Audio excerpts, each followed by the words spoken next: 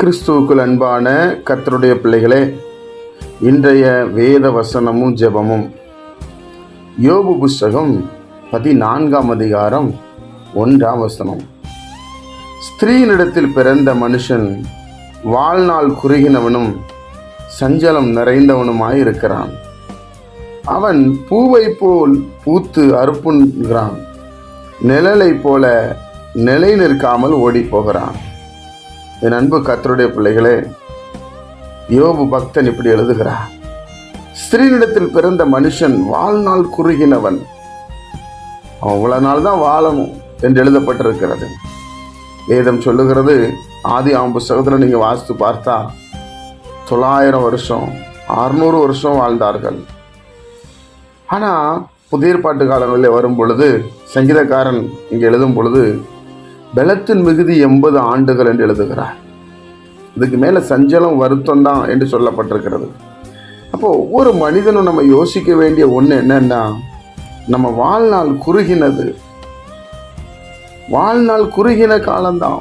அதுக்கப்புறம் அந்த பூமியில் நினைச்சா கூட இருக்க முடியாது. அவ்வளோதான் ஆண்டவர் எழுதி வைத்திருக்கிறார். அதனால்தான் அவன் பூவை போல பூத்து அறுப்புண்கிறான், நிழலை போல நிலை நிற்காமல் ஓடி போகிறான். நிழல் நிற்காது, யார் போறாங்களோ அவங்க பின்னாடி போயிடும். என் அன்பு கர்த்தருடைய பிள்ளைகளே, இதை முதலாவது நாம் அறிந்து கொள்ள வேண்டும்.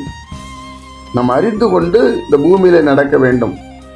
அப்படி நம்ம அறிந்து கொண்டு நடக்கும்போது தான் நம்ம வாழ்நாள் குறுகினது தானே, ஏன் மற்றவங்களுக்கு நம்ம இடைஞ்சலாக இருக்கணும், மற்றவங்களை ஏன் நம்ம துன்பப்படுத்தணும், ஏன் நம்ம நல்லது நினைக்கக்கூடாது என்கிற எண்ணம் முதல்ல நமக்கு வரும்.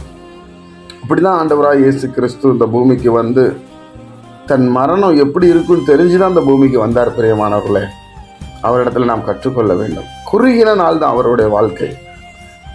மனிதனாய் வந்த இயேசு கிறிஸ்து இந்த பூமியில வாழ்ந்தது குறுகிய நாட்கள் தான். அந்த குறுகிய நாட்களில் தேவன் மகிமையான காரியங்களை செய்தார். அதனாலதான் அவர் என்னிடத்துல கற்றுக்கொள்ளுங்கள் என்று சொல்ல காரணம்.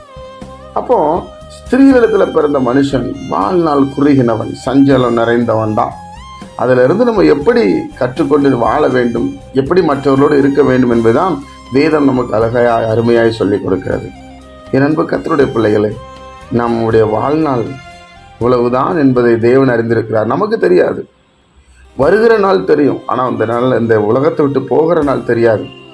ஆனால் நம்ம கவனமாக ஒவ்வொரு நிமிஷத்தையும் பிரயோஜனப்படுத்தி கொள்ள வேண்டும், மற்றவரிடத்தில் அன்பாக இருக்க வேண்டும். என் அன்பு கர்த்தருடைய, அதைத்தான் வேதம் நமக்கு கற்றுக் கொடுக்கிறது. ஜெபிப்போமா? பரிசுத்த பிதாவே, இந்த குமாரன் இயேசு கிறிஸ்துவின் நாமத்தில் வருகிறோம். எங்கள் வாழ்நாள் குறுகினதும் சஞ்சலம் நிறைந்தவுமா இருக்கிறதப்பா. இன்றைக்கு இருக்கிறவர் நாளைக்கு இல்லை, நேற்று இருந்தவர் இன்று இல்லை சுவாமி. எங்களை மட்டும் நடத்தின தேவனுக்கு மகிமை உண்டாகட்டும். தொடர்ந்து உடைய பிரசன்னத்தில் இருக்க உதவி செய்யும். இதனால் எங்களுக்கு ஆசீர்வதித்து தாரும். இயேசுவின் மூலம் ஜெபிக்கிற பிதாவே, ஆமென்.